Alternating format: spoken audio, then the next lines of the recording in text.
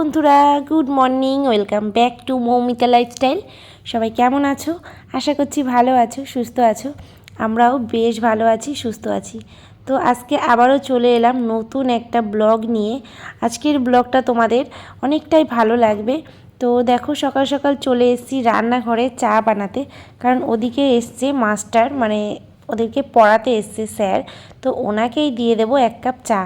তারপরে চলে এলাম নিচের রুমটাতে, যেহেতু উপরের রুমটাতে ওরা পড়ছে, তো উপরের রুমের কাজগুলো না অনেক সকাল সকালই আমার করা হয়ে যায়।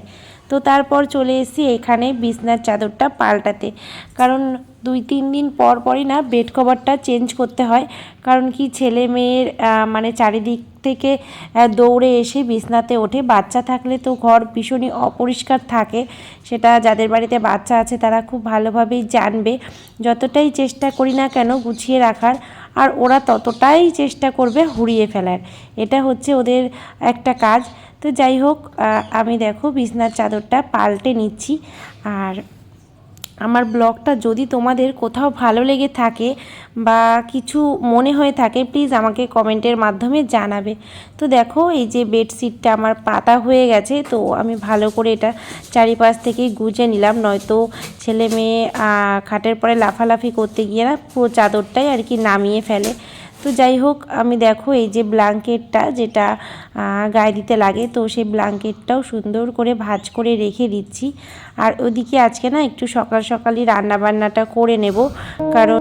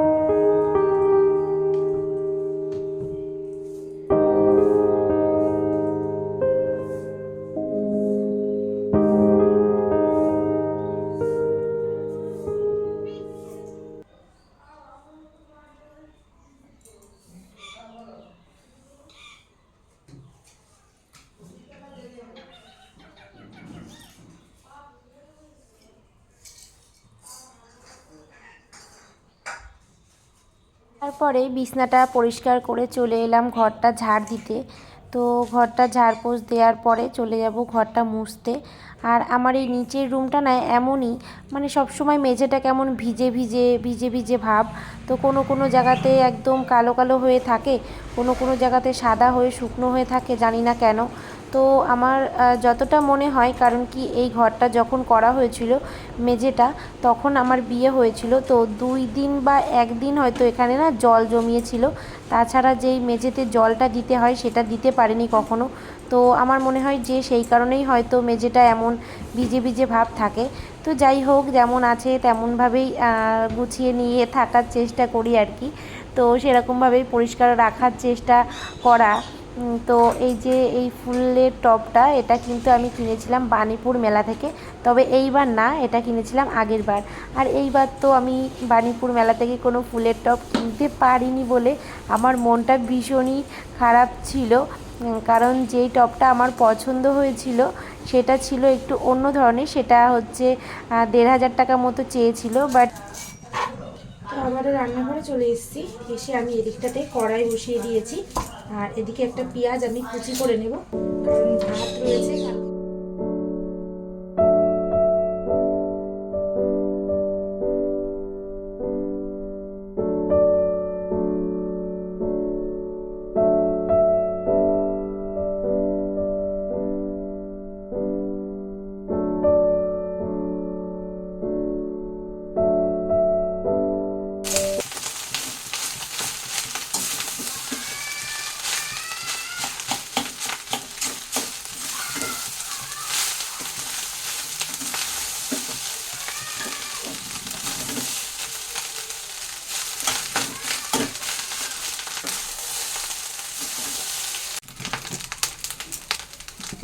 হলুদ গুঁড়ো দিয়ে দিচ্ছি,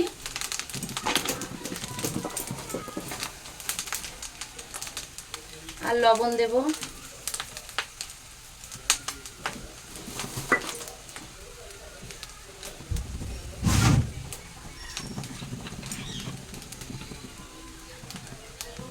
একটুখানি কেওড়া জল দিয়ে দিচ্ছি, তাহলে এটা ফ্লেভারটা সুন্দর আসবে, ওরা খেতে এটা পছন্দ করবে।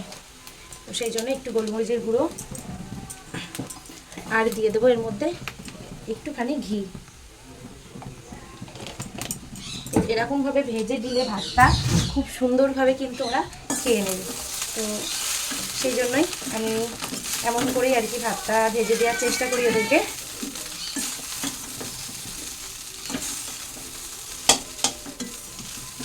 ভাতটা ফ্রাই করা আমার হয়ে গেছে, এবার আমি ওদেরকে দিয়ে দেবো ভাতটা।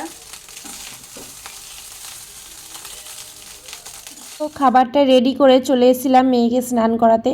গরম জল করে মেয়েকে স্নান করানো হয়ে গেছে। আর যেহেতু আজকে মঙ্গলবার, তো স্কুল আছে, তো সেই জন্য আর কি মেয়েকে রেডি করে দিচ্ছি স্কুলের জন্য। আর ওদিকে ছেলেও রেডি হচ্ছে। তো দেখতে পাচ্ছ এই যে মেয়েকে ড্রেসটা পরিয়ে দিয়েছি, তারপরে আর কি ওকে একটুখানি রেডি করে দিচ্ছি ক্রিম ট্রিম মাখিয়ে।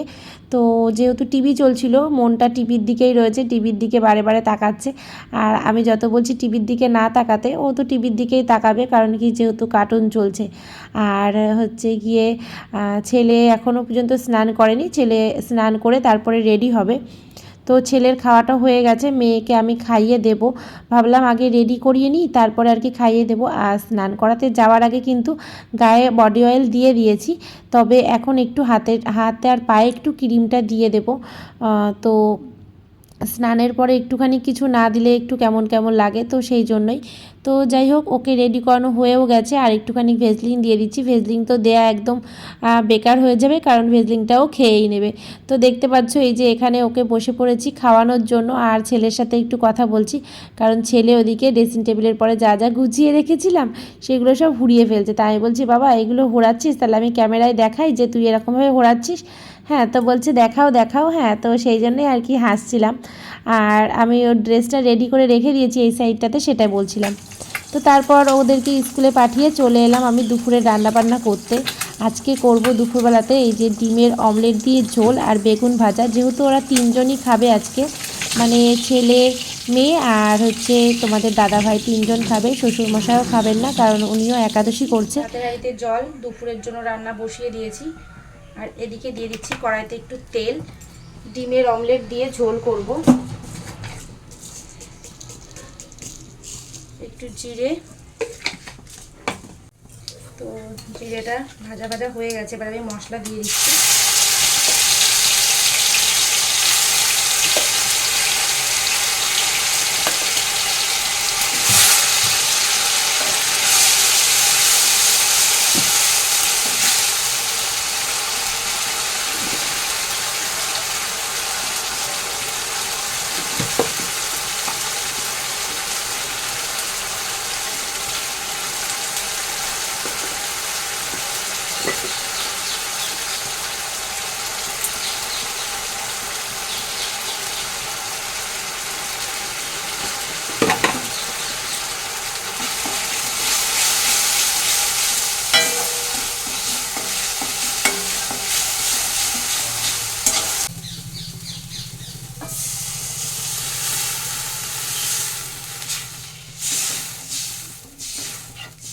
এদিকে চালটা আমি ধুয়ে নিচ্ছি, জলটা আমার প্রায় গরম হয়ে গেছে ভাতে।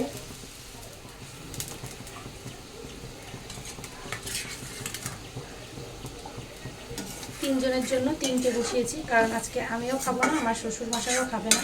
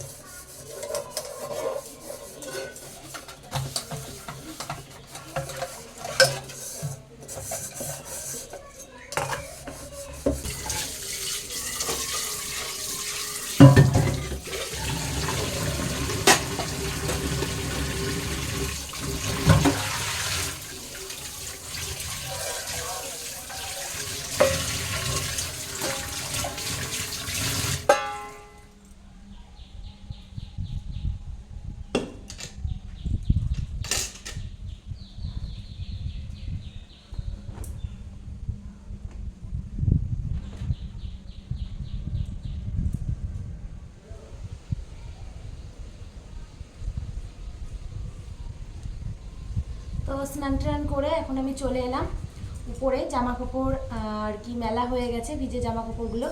আর যেহেতু শ্যাম্পু করেছি চুলটা একটু ভিজে আছে, সেই জন্য চুলটা একটু মুছে নিচ্ছি। এরপর একটু সিঁদুর টিঁদুর পরবো, তারপরে পুজো দিতে চলে যাব, কারণ আজকে পুজো দেওয়ার আছে। তারপরে দোকানে ধূপধুনো দিতে হবে, তো সেই কাজগুলো বাকি রয়েছে। চলো তোমরা দেখতে থাকো। সারাদিন তো তোমাদের সামনে আসতে পারিনি, তো এখন এলাম। তো সবাই কমেন্টের মাধ্যমে জানিও যে আজকের ব্লগটা তোমাদের কেমন লাগছে, তোমরা সবাই কেমন আছো সেগুলো জানিয়ে দিও। তো যদি ভালো লেগে থাকে তাহলে প্লিজ একটা লাইক করে দিও, কারণ আমার অনেক বন্ধুরাই আছে যারা কিন্তু একটা লাইক করছে না, ঠিক আছে, কমেন্ট করে চলে যাচ্ছে, একটা লাইক করছে না। তো প্লিজ তাদের কাছে আমার রিকোয়েস্ট, একটা লাইক করে দিও, কমেন্ট করে দিও। আর যারা আমার চ্যানেলে নতুন এসছো তারা চ্যানেলটা সাবস্ক্রাইব করে দিও। তো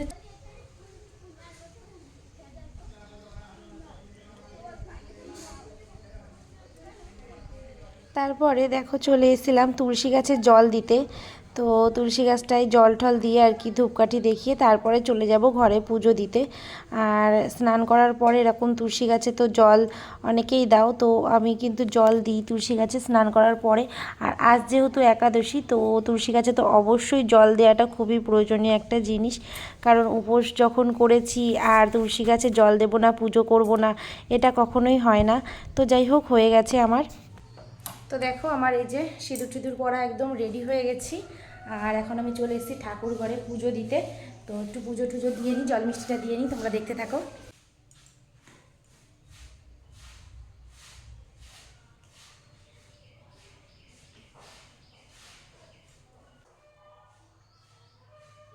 ওদেরকে দিয়ে এসছো ফলগুলো? দাদাকে আর কুশলকে, সুব্রজিৎ দাদাকে আর কুশলকে দিয়েছো? হ্যাঁ। আরো একজন আছে? হ্যাঁ। এই দাঁড়াতে বল দীপুকে।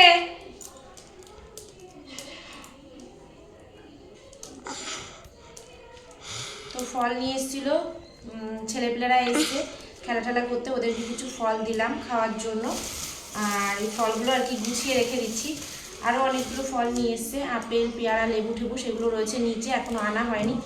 তো এই ফলগুলো আর কি বাচ্চাদের দেবো বলে রেডি করছি।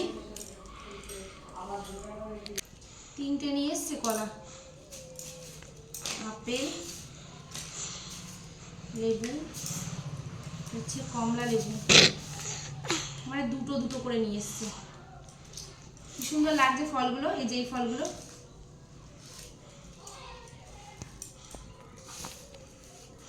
এগুলো নামিয়ে ভালো করে ধুয়ে রেখে দেবো, সকালবেলা পুজো দেবো। আর এখন যারা যারা আসবে বাচ্চা টাচ্চারা তাদেরকে দেবো।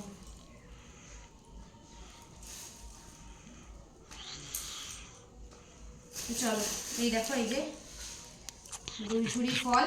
এবার এই ফলগুলো আমার সব ধোয়া হয়ে গেছে। এবার ফলগুলো আমি নিয়ে গিয়ে রেখে দিচ্ছি। তো আজকে আর তেমন কোনো কাজের চাপ নেই বলে বসে আছি ব্যালকানিতে, বসে বসে বিলের জলগুলো দেখছি, পাখিরা উড়ছে সেগুলো দেখছি, খুব ভালো লাগে এগুলো দেখতে। আর আজকে যেহেতু পুরোটাই না খেয়েই দিনটা যাচ্ছে আর কি, উপোস। তো অনেকেই জানো যে আজকে জয়া একাদশী বা ভীম একাদশী, তো অনেকেই এই উপোসটা করে। তো আমিও তেমনই আর কি এই উপোসটা করেছি। তো আর কি রাস্তা দিয়ে কাকিমা যাচ্ছে তাই তাকালো। তো বুঝতেই পারো গ্রামের মধ্যে ব্লগিং করা বা ভিডিও শ্যুট করা খুবই একটা প্রবলেমের ব্যাপার, কারণ সবাই ভাবে কি না কি একটা।